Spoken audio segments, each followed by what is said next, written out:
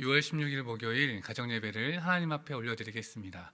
다 함께 사도신경으로 우리의 신앙을 고백하겠습니다. 나는 전능하신 아버지 하나님 천지의 창조주를 믿습니다. 나는 그의 유일하신 아들 우리 주 예수 그리스도를 믿습니다. 그는 성령으로 잉태되어 동정녀 마리아에게서 나시고 본디오 빌라도에게 고난을 받아 십자가에 못 박혀 죽으시고 장사된 지 사흘 만에 죽은 자 가운데서 다시 살아나셨으며 하늘에 오르시어 전능하신 아버지 하나님 우편에 앉아 계시다가 거기로부터 살아있는 자와 죽은 자를 심판하러 오십니다. 나는 성령을 믿으며 거룩한 공교회와 성도의 교제와 죄를 용서받는 것과 몸의 부활과 영생을 믿습니다. 아멘. 복음성가 나의 만족과 유익을 위해 함께 찬양하겠습니다.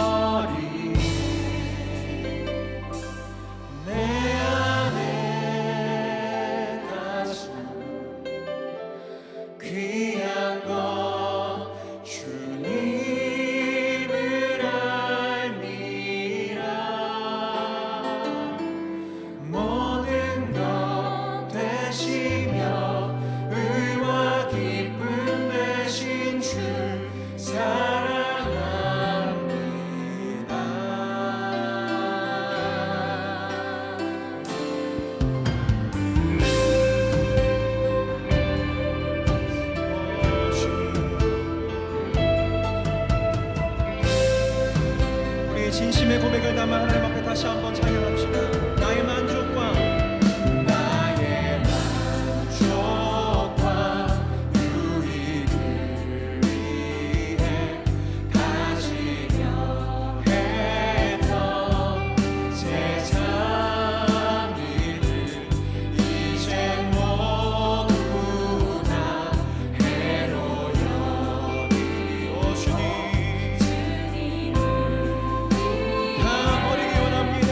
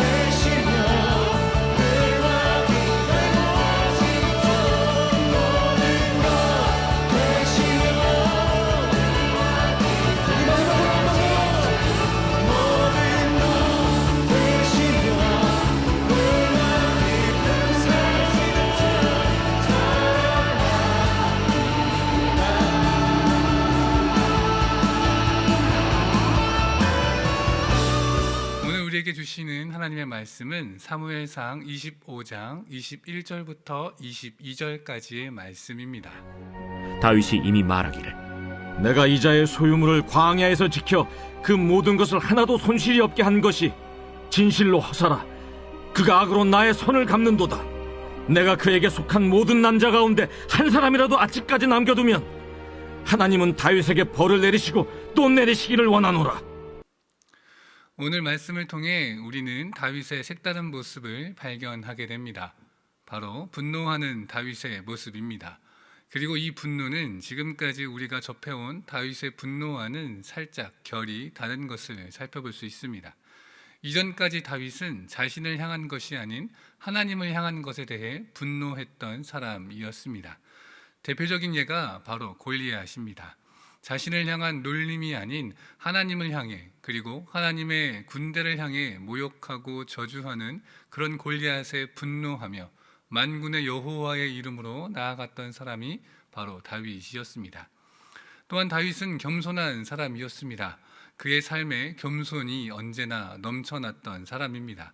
사울이 자신을 죽이려고 쫓아오고 애쓰지만 그러한 사울을 2번이나 살려 주었습니다. 하나님의 기름 부은 받은 사람을 감히 해할 수 없다는 것이 그 이유였습니다. 자신의 안전, 생명, 승리, 미래의 평안, 그런 것들보다 소중한 것이 바로 하나님이었고 하나님의 뜻이었습니다. 하나님의 기쁨이 되지 않는 것은 그 어떤 것도 손대지 않겠다라고 하는 다윗의 겸손함이 있었던 것입니다. 이스라엘의 왕이 되어서도 늘 겸손하였습니다. 전쟁의 순간에도 하나님의 뜻을 구하였고 그 뜻대로 순종하며 살아갔습니다. 철저히 자신의 감정과 생각을 내려놓고 하나님의 뜻에 맞추며 살아갔던 사람이 다윗이었습니다.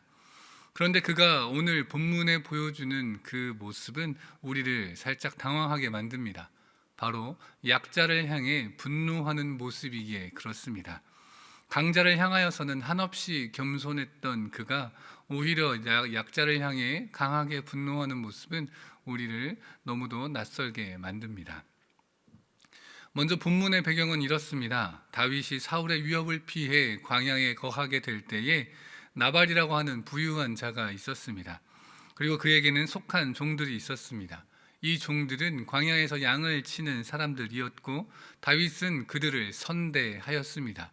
이 선대하였던 것이 무엇이냐면 무업천지인 이 광야에서 그들의 재산을 밤낮으로 마치 경찰처럼 지켜주었던 것입니다. 그렇기에 그 종들은 다윗 때문에 다윗과 함께하는 그 무리들이 자신들의 재산을 지켜주었다라고 고백하는 것을 말씀을 통해 살펴볼 수가 있습니다. 사실 다윗의 모습이 어떻습니까? 도망하는 쫓기는 자의 모습으로 필요한 것들이 많이 있었을 것입니다. 그래서 다윗은 자신의 무리들과 함께 그 종들이 치고 있는 그 양의 무리들을 강압적으로 빼앗고 취할 수도 있었을 것입니다.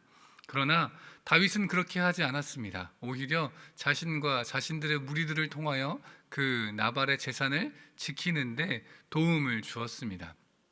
자신이 가지고 있는 힘을 온전히 남을 섬기는 것으로 사용한 것입니다. 그런데 나발은 그러한 은혜를 무시하였습니다. 종들을 통해서 분명히 다윗과 다윗의 무리들이 자신의 종들을 지키고 또 자신의 양들을 보호하여 준 것에 대해서 알게 되었지만 그럼에도 불구하고 자신의 것을 내어주는데 인색하고 아까워하였습니다.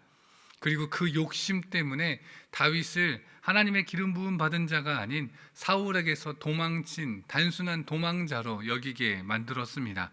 결국 다윗이 도와달라 요청한 그 청을 거절하고 오히려 다윗을 모욕하기에 이르릅니다. 나발의 이런 염치 없는 거절을 들은 다윗은 나발에 속한 모든 남자를 멸하겠다라는 결심을 할 만큼 크게 분노합니다. 그리고 이 분노의 모습은 그동안 사울에게는 그토록 관대했던 다윗의 모습과는 닮지 않은 모습입니다. 사울의 불의를 참고 또 참았던 다윗은 자신을 향한 약자에 대해서, 약자의 도발에 대해서는 자제하지 못하는 인간적인 모습을 보이고 있는 것입니다. 자신을 공격하는 크고 강한 사울의 위협은 잘 극복하였지만 나발 앞에서는 자신 또한 사울처럼 될 뻔한 이 나발을 압제하고 그에게 큰 폭력을 가할 사울처럼 될 뻔한 위기를 오늘 본문에서 맞고 있는 것입니다. 이러한 다윗의 모습은 우리의 삶을 돌아보게 합니다. 나는 극한 상황이 찾아오게 될 때에 어떻게 행동하고 있습니까? 내가 힘들어하고 미워하는 모습, 그 모습으로 내 주변 사람을 똑같이 힘들게 하고 미워하고 있지는 않습니까? 다윗의 모습을 돌아봅니다. 사울의 위협으로 참으로 힘들고 어려운 그 극한 상황 속에 자신보다 약한 사람이 자신을 모욕하고 자신의 청을 듣지 않자 자신을 힘들게 한 사울처럼 똑같은 폭력의 모습으로 나발에게 나아가려고 합니다. 우리도 때때로 그런 모습이 있는 것을 살펴봅니다. 극한 상황 속에 나를 힘들게 한 그 모습 그대로 내 주변 사람을 힘들게 하는 모습 말입니다. 간절히 바라기는 하나님의 백성으로 아무리 힘들고 어렵다 할지라도 용서와 자비의 모습이 우리 가운데에 있기를 원합니다.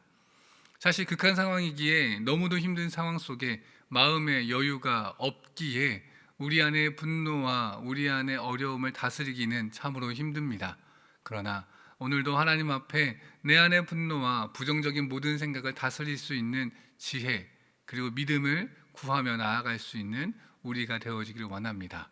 그리하여 우리 가정에 하나님 주시는 지혜, 하나님 주시는 믿음으로 그리하여 아무리 힘들고 어려운 상황 속에서도 늘 마음의 평안함과 용서와 자비의 마음을 가지고 살아갈 수 있는 하나님의 백성으로 살아갈 수 있는 우리 가정 되기를 간절히 기도합니다. 나눔 질문 드리겠습니다. 극한 상황 속에서 어려움이 찾아올 때에 우리는 어떠한 모습으로 다른 사람을 대하고 있습니까? 우리의 연약한 모습을 함께 나누어 보고 어떠한 상황 속에서도 하나님의 백성으로 살아갈 수 있게 기도하며 나아갈 수 있는 시간 되기를 바랍니다.